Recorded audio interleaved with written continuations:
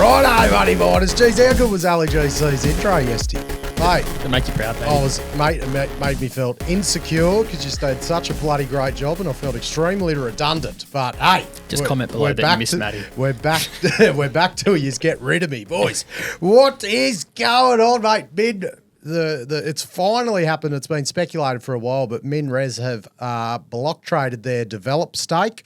Going to that, mate. Gold speculation, and Jesus, this is the centre for it. I won't even go through all the names because it's pretty much every bloody gold company out there. But, mate, we will find a way to pick them from everywhere, tie them into the narrative we see fit. This time we don't have to be the ones to come up with a speculation. We can just recite Bridget Carter's speculation. Yeah. Oh, God. On Trav's number one on Trav's Christmas card list. Mate, what else we got? Solstice. Selling Hobbes to Northern Star. Manuka makes Trav mad. You know, Manuka that's the cricket oval in Canberra, Manuka Oval. It is. It's also a honey. Manuka. I just think of honey. Honey? Yeah. Yeah. Manuka, I think they pronounce it. Sorry. My bad. Yeah, Well, Manuka, I always said Manuka. Mate, what else got? Prospect Resources picks up a copper project in Zambia. JD, that's come from you, hasn't it? Absolutely. Love Africa. We've got plenty to talk about. Right, let's first up, MinRes sell the develop stake, which they had about, from memory, 13.5%. Was 15 a while back, got diluted down a bit. Yeah. But there was word on the decline end of last year that they were trying to block trade it at around $2.50, but it didn't happen. This one's gone out the door at $2. Yeah, it was part of the reason that the developed stock had been under a bit of pressure for most of 2024 now, dropping from that $3 plus level down into the sort of $2 range. And, you know, all up it should be the removal of an overhang over the stock because people had been talking about this for a while.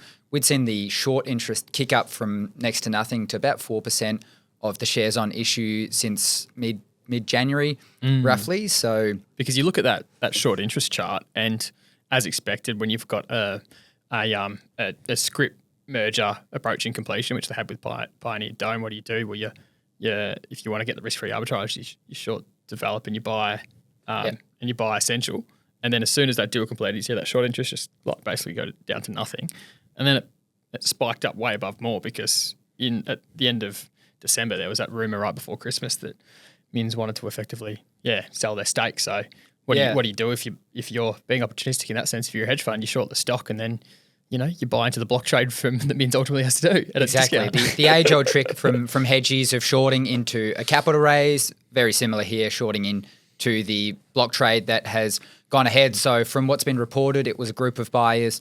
Tribeca were one of the names that were kicked around. We'd previously heard the idea that perhaps a strategic would come in and pick that up. That wasn't to be, although that still could be the case down the line. Of course, we were talking about selling a block in Woodlawn, and that would have capital come on board to help fund things there. So all up, the shares were sold at $2 a piece. So total was about $70 million. And the stock today trading at about $2.15, down 4-ish% last time I looked.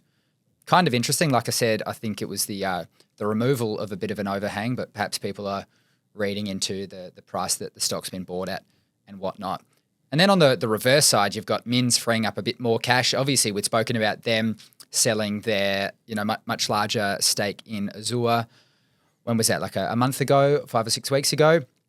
That freed up $200+ million. This here is another 70. So all of a sudden, in a couple of months, they've got their hands on another $300 million in cash. And who knows, maybe that does shore up the balance sheet a bit. Obviously, there's been plenty of talk about the balance sheet being under stress as much as mentioned that before. Yeah, as much as Chris Ellison might not want to face up to that. Or as we'd also speculated in the past, an acquisition. Is that on the cards? Is that why they wanted to sell down that stake so quickly? So as usual, we are very keen to see what's going to come of MinRes' quarterly and how things are progressing. It's only 3 months now until when they are supposed to be making the first shipments out of Onslow. So that is a big project, and it'd be very interesting to see them do any chunky sort of acquisition prior to that mammoth project, their biggest ever project coming online. I'll be interested to see if when you're talking the M&A and acquisition, if it's actually something with Develop, because if that stake in Develop was an issue for your Ganfeng or your Albemarle, on their side of things, which I've heard that might have been the case due to the conflict of getting Develop in when MinRes had a shareholding in Develop. Yeah. If this shareholding is not there anymore, there's no conflict. So it'd be interesting to see if that is part of the reason or not. Absolutely. I had someone send me a message because you know how like Min has publicly said that their strategy is going to be potentially taking equity in the projects in exchange for being able to process it through their processing infrastructure. Someone sent me a message saying, would be funny if Develop give Min equity in Pioneer Dome for processing at their plant. I mean, it'd just be this big bloody loop going on. An accountant's dream. Yeah. Anyway. Alrighty, let's get into the gold M&A rumour mill. This was kickstarted by Bridget Carter, who... Good pun there. The rumour mill. The rumour mill. Just for you, mate. So she writes for Data Room, for The Australian, obviously, and there was an interesting article that surfaced yesterday afternoon or perhaps today, talking Westgold, Karora, Ramelius, Spartan's name was in there, De Grey's name was in there, Telfer, the asset was mentioned. So a whole load of speculation that we now get a comment on, and some pretty juicy stuff. Obviously, we've got our thoughts on who was, most interested in that article surfacing. But, Trav, where do you want to start this one? Do you guys read this? I mean, it's worthy of a segment in itself. And this column was packed with more M&A rumours than the usual Bridget Carter special. So from the headline, it's a bit of an unsuspecting write-up on the Westgold Karora deal. Came out yesterday, Arvo. Westgold wheels and deals for $2.2 billion Karora Resources merger. So we're putting together the Director Special newsletter this morning, chuck that one in there, and then I read it. I'm like, this is pretty juicy. And you read down, we start to get some clues what the angle is here. So I'm just going to read some excerpts from the article. One of the conditions of the transaction that the seasoned mining executive likely agreed to begrudgingly was creating a dual listing on both the ASX and the Toronto Stock Exchange. Companies don't like such arrangements. It's seen as the most likely reason why exclusive talks ended between Ramelius and Karora. Interesting. Now, look, I actually hadn't heard that rumour personally, but the article continues. I'll read this excerpt. The view around the market is that it's a big gold price. That it's a big price that Westgold has agreed to pay. Now the question is whether Ramelius pounces on Spartan, which is said to be on its radar. Yet speculation has been around for a while, and it's still yet to move, leading some to think Ramelius sees Spartan as overpriced for now. So there's three angles in this article so far in relation to the Westgold deal with Karora. Kind of. The first angle is that Ramelius didn't want to do a dual listing, hence why Westgold sealed the deal and not them. The second one is Westgold paid a big price. And the third one is that Ramelius thinks Spartan is overvalued for now. Does it take a fucking genius to figure out the source of this story, gentlemen?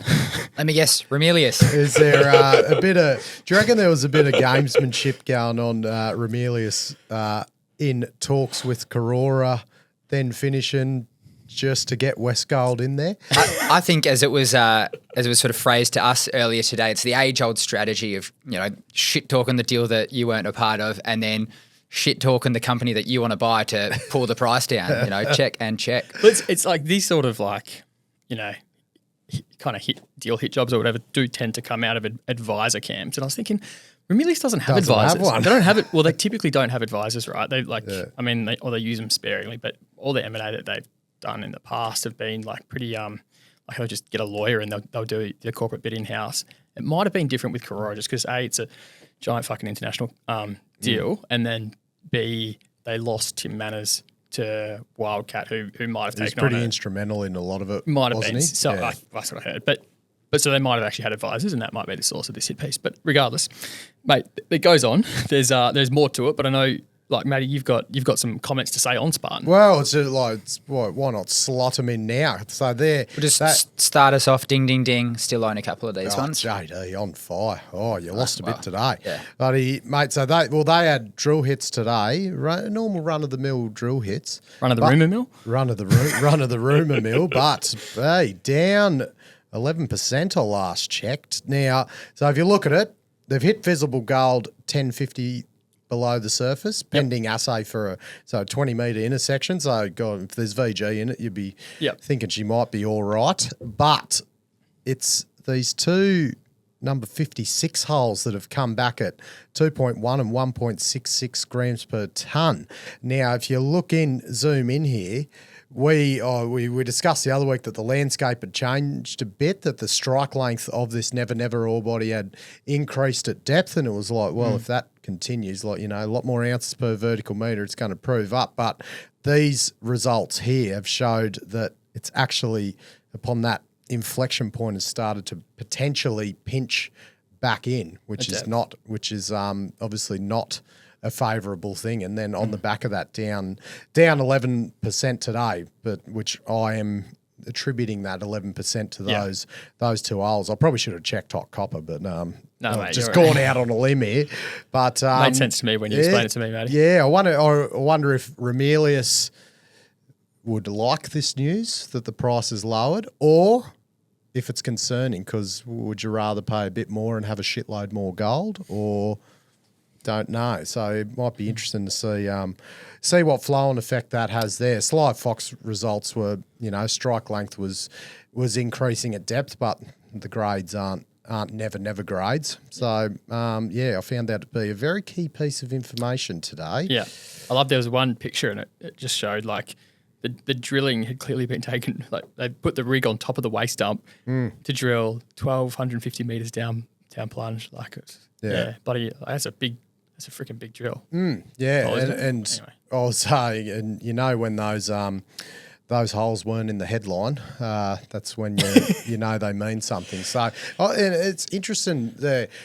Once you're proving up at a kilometre deep, it's like, how much further do you have to go? Like, this is open-ended question here, but is Spartan, like, they've done well proving up what they've got from all drilling from the surface, but when does the point come you're like, fuck, I think there's either you spend a lot of money drilling at that depth too. So when does the point come like, right, we've got to make either a decision to mine, which, the appointment of Craig Jones is probably an indication that they're really getting ready for that as an operational man.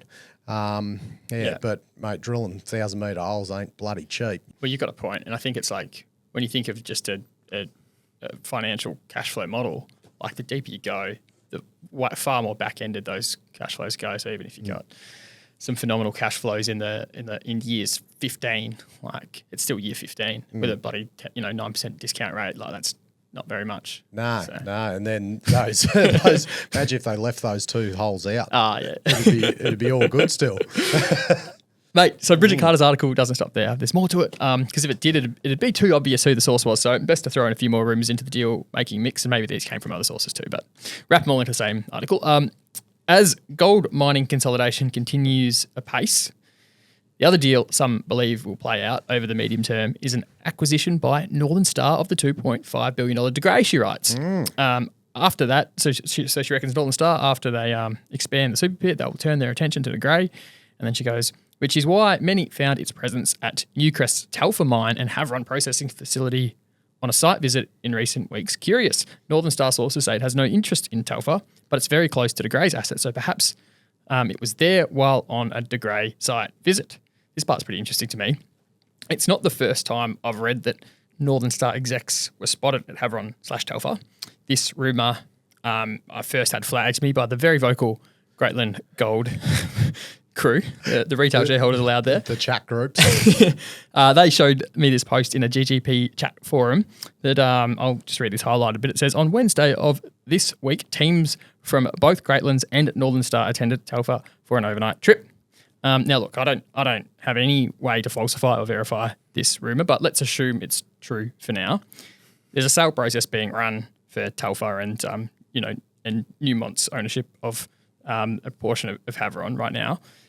That sale process, they're being advised by Macquarie Capital, who are running that sale process. Mate, there's no fucking way Macquarie would send two separate potential bidders for a site visit together at the same time. That's just not their style at all. So if this part is true, if they were there together, the potential that Northern Star could bid in a joint venture with Greatland, actually seems to me like the more plausible explanation here, because Macquarie, they're not going to run an unprofessional sale process. No way. I think as well, like, just because a company goes to a site, like as a corporate development team or whatever, like doesn't mean you have to be over everything, but it doesn't mean you're going to buy everything either. Like they have to do their DD on every asset out there to know that there's no stone left unturned in the industry and they don't miss an opportunity. So they would be looking at. They look at every site. They do DD on every bloody operation there. Doesn't mean they're going to fucking buy the lot of it, which is sort of what I say sometimes. Yeah. But it's they might be. Yeah. But they're definitely making sure all the T's are crossed around every operation going around, I'd say. Yeah. I think you're pretty on the money there. The way most sale processes are run is there's a stage 1 and a stage 2 to a sale process. Stage 1, you put in your indicative offer, which you kind of hope your value doesn't deviate too much between stage 1 and stage 2. And then in stage 2, you firm up that offer. You might get more confidence on how you're going to finance it. You might have a list of diligence items that you really want to meaningfully progress in stage 2. You try to do as much of that diligence in stage 1, and there's a data room, but you get more access to more diligence items in stage 2. And to the best of my knowledge, from what I can read publicly, I don't even think this is in stage 2 yet. So if people are doing site visits in stage 1, sometimes that does happen, but it's pretty it's not like there's a sure thing on the table that there's going to be an offer there. But yeah, it's interesting to be in data room nonetheless, Matty. I don't. Yeah, God, don't know. It'd be interesting. Telfer's an interesting one. If probably hard to get. It'd be good to get some info on like all the potential up there. But it does fit the mold for a Northern Star to take an asset off a major and make something out of it that a Newcrest Newmont wouldn't have wanted to do themselves. So it does fit them. Whether that potential's there or not to try and fill a 13 million ton mill, which is freaking like what the super pit is now effectively. Is another thing. So well, I mean, whether you think if Greatland's participating in that sale process, there's always going to be these question marks of how are you going to fund it? We've got these big lofty value expectations, and then Greatland might say, "Oh, can I get money from Wyloo? Don't know if I can anymore. Can I? Oh, geez, we're all ex-Northern Star people. Maybe they'll come along for the indicative part of the bid with us. Anyway, that might be how it went. Havieron and Greatland reminds me of lithium. Do you want to know how JD's thinking? How's he going to tie this?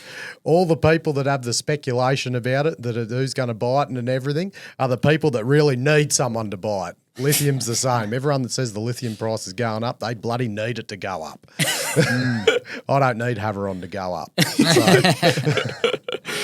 Alrighty. Well, we can stay on the theme of Northern Star because they did do a much smaller deal today. So they bought the Hobbes exploration license from Solstice. So $12.5 million all up. Solstice were the 80% owners of this, and there was a minority owner who's agreed to the deal on pretty much the same terms. So Solstice have got a good kick up on the back of this one, up over 50%, though they are a very small exploration co. They're actually a spin out from OreCorp a couple years back now.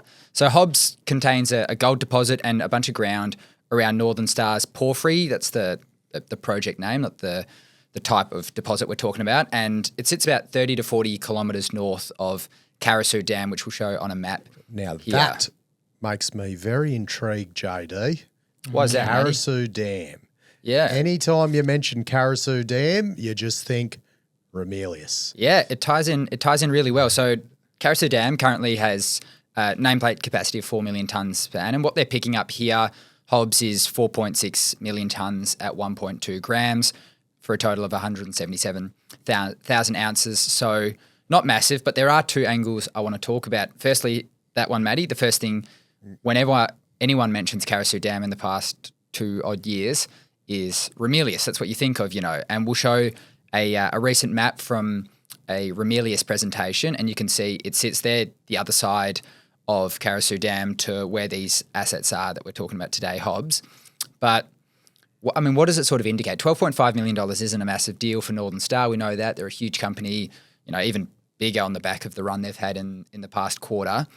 But it just gives the indication that perhaps they're not looking to sell the Karora Dam. They're trying to bolt things on. Who knows? Keep it going for a bit longer. Yeah, I mean, you can't read too much into it because it's such a small asset, but just in terms of doing the work and stuff, signing it up, adding ounces, for an insight into how they're thinking about the asset, it doesn't give you the indication that they're looking to flog it off straight away, does it? No, well, like you look at that, might be an extra couple of years, might just underpin an extra couple of years at Karora Dam for them. Yeah. And then Or put a bit extra on the price to sell it. that's the other way of looking at it. It's $71 there for a resource ounce at 1.2 grams per ton.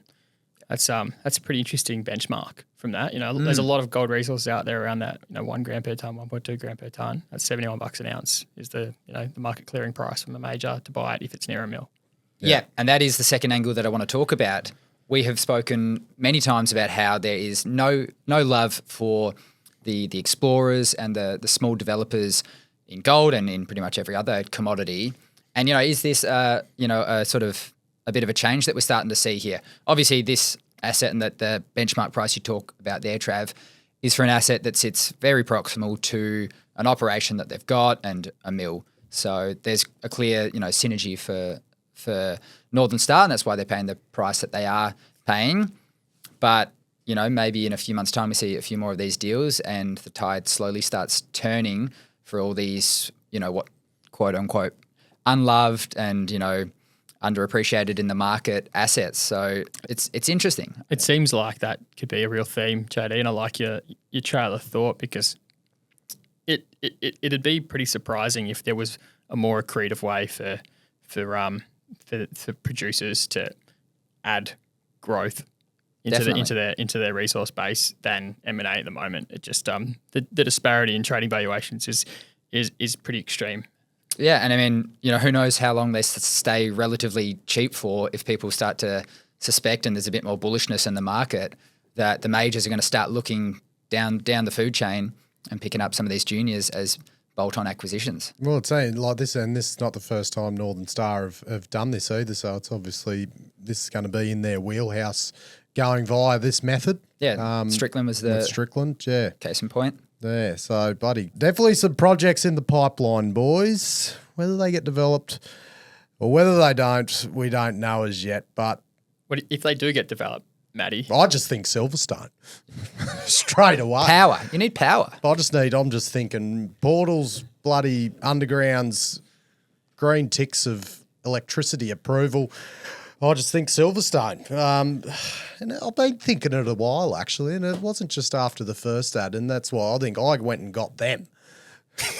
Like, we needed Silverstone just as much as these bloody mines need Silverstone to get their bloody power going. And, mate, holy snapping duck shit, there is some different forms of power they can give. Yes. There are so many. Look at the green power here, the renewable solar farms, the EV charging stations, hybrid power stations, old school remote power stations for camps, undergrounds, processing plants, battery energy storage. Mate, you forget the most important kind of power, and that's just good vibes that you get from talking to Kenny Keogh. The power of GCs. Like Kenny Keogh's, he's the face of Silverstone, you'd say. Yep. But James Lunham, he's the face of power for Silverstone. It's like we've just introduced another GC to the mix here. So, mate, I'll tell you what, all these bloody gold mining companies out there or any company, pick up the bloody phone and say, I heard on Money of Mine that you're a bunch of GCs, and from that,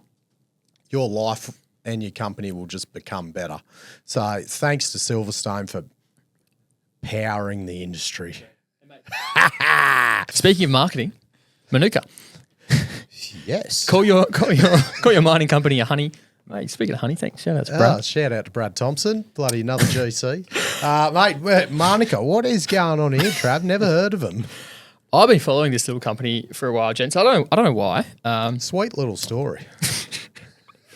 I think I'm just always kind of interested in the company. They've got some latent infrastructure. And Manuka Resources, they're a small player in the old Cobar region. They came to market in 2020, part of that cohort of the IPO frenzy back then with a market cap of close to $50 million. But here's the kicker, debt of $25 million too. Did you say market clap? Market clap? Cap? They haven't got the clap. It was one of those stories where the offer price was 20 cents in an IPO, like it always is for some reason. In short order, that stock was 60 cents. Today, it's 9 cents. So it's been a wild ride for the Manuka shareholders. The news today caught my attention enough to finally talk about the company. And we've all seen how the silver bugs are coming out of the closet as the silver price reaches multi-year highs. Have you noticed this? I have. There's some real, some silver bugs out there who've been sleeping for a while, and now they're like, hey.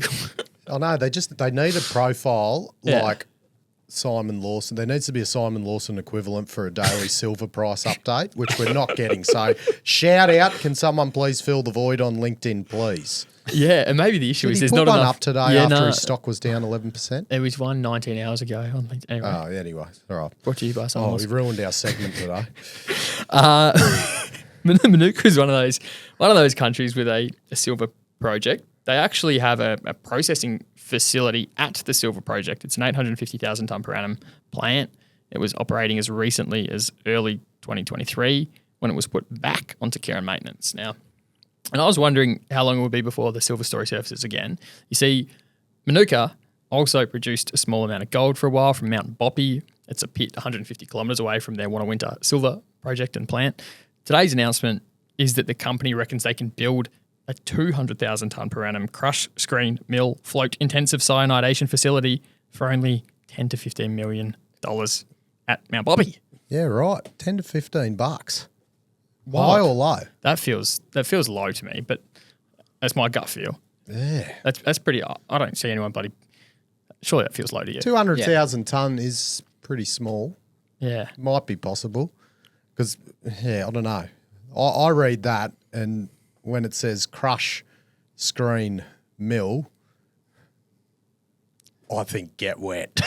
that is it. As soon as you see those words, boys, Cobar's back in the news, and mate, that means he will just be thinking opportunity. Opportunity. That means dust. Yes. That means that dust needs to get wet. And as we've said, GetWet. Don't just think WA, Australia-wide. The only turnkey provider of these friggin' bladders that can be made. They can get that dust down. They can store the bloody water for that mill. Mate, 200, I'd just chuck a little bit on top of that 10 to 15 mil to take into account some bladders. Might bring the capex down though, mate. But you might bring the OPEX will be just... It'd be like the evolution all in sustaining costs. It'll start going negative, mate. That is what it'll bloody do. You're going to save money on contractors as well. They'll just come and set the whole thing up for you. Mate, nothing to worry about. Exactly. And the only ones in Australia that do it, JD. Yeah. The only ones that can provide the turnkey solution to design the pipework, design the bloody everything to feed in and out of that bloody bladder, supply the bladder, install the bladder, and they're pretty much saving the country. We've already got Silverstone providing the green energy. You got Matt.hall providing a responsible bloody water storage solution, and far Just out. think about the hassle I'm sick of saving mine. Think about the hassle if you're not using them. You have to go to one person for the bladder. You have to go to another contractor. You have to get them to talk. God help you if you're not even using a bladder. Yeah, mate. Manuka, use your capex wisely and get some bloody GetWet bladders in the Cobar region, and mate, they're going to be bloody absolutely peppered across that friggin' joint. I cannot wait, boys. Matty, back to Manuka, but I think if they get I interrupted. If they get a GetWet bladder, they might be filling it up with hot air and not water, because their ambitions I find very intriguing. 10 to 15 million, I still reckon, is on the low side. It's a bit of a head scratcher to me. The bottom of the announcement, they also say that building this facility at Mount Boppy will allow the infrastructure at Wannawinta to be freed up to process ore from the Wannawinta silver stockpiles and mine. And here's the silver marketing coming back. Updated reserve and production plan coming next month.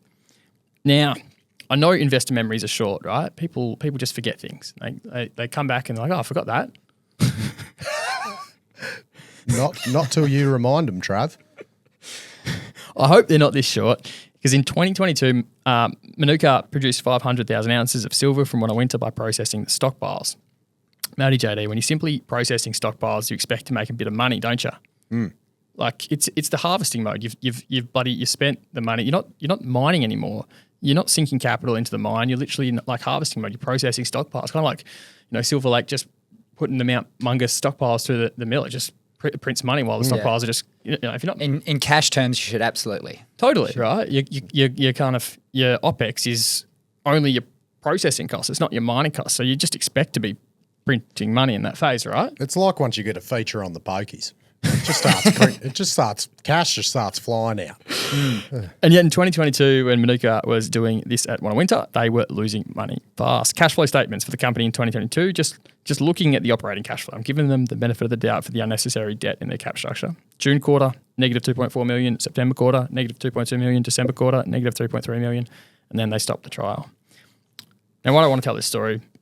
Because every time a commodity runs, investors look to the company that offers them an investable thematic on the back of it. And I just hope the money miners' memories aren't too short, gents. Well said, mate. Well said. Yeah, right. Speaking of other prospects going around the region, not in that region, in your region, JD, Prospect Resources. We're going to Zambia. Oh, mate, God's country. So Prospect signed 2 deals today, and these deals had to be signed concurrently to make the deal go ahead. So one of them is for an 85% interest in the Mombezi copper project for US 6.5 million. And then another is a US $1 million deal. It's a reimbursement to ORP. They're an ASX-listed company. And that'll allow them to get their hands on the historical data and drop legal suits. So the deals had to happen together. And, word is it's taken quite a while, but they've finally managed to make that happen. So all up, US $7.5 million in cash and scrip, plus a further US $2.5 million if or when they hit a 500,000 tonne JORC resource of contained copper. So Prospect may be familiar to some of the punters out there because they sold the Arcadia lithium project in Zimbabwe to Chinese investors for US $378 million a few years ago. So that's where they made a good bit of cash. Different to Arcadium. Yes, Arcadia. that's some new age stuff. This one was sold a few years back, and it's one of the ones that we've heard about in the background that's come online and rattled the lithium market a little bit. So this project in the north of Zambia, it's in the western part of the Central African copper belt. You've got Sentinel, which is First Quantum's asset. You've got Lumwana, which is Barrick's asset nearby. So it's pretty prospective land. It's not the same sort of high-grade stuff that we talk about. It's not like Kamoa, Matty, that we've spoken about that Mr. Friedland owns roughly 40% of. That's much, much higher grade. What you're talking about here is low to mid-grade and much, much larger tonnage. So big scale projects. Half a million tonne of contained copper. That's a decent amount. It is.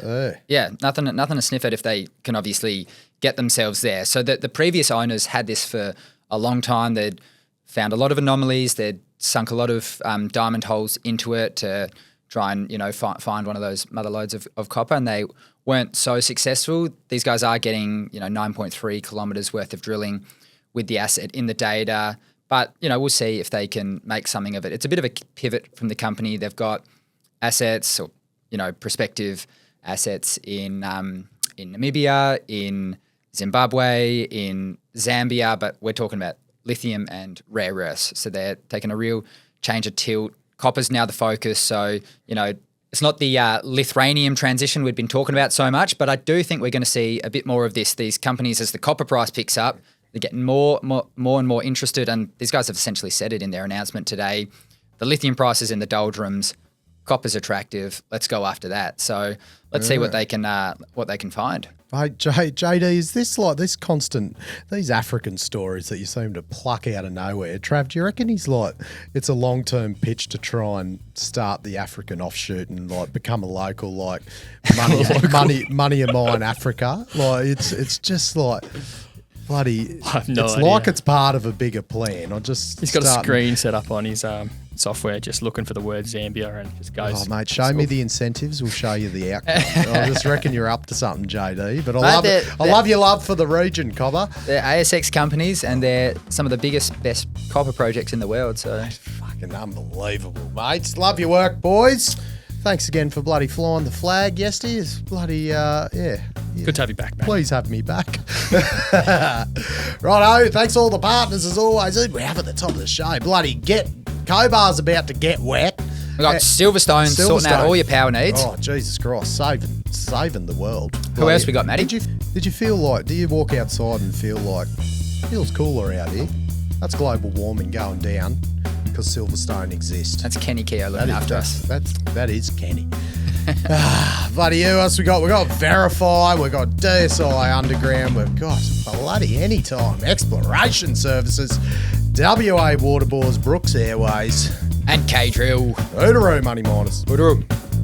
The information contained in this episode of Money of Mine is of general nature only and does not take into account the objectives, financial situation or needs of any particular person.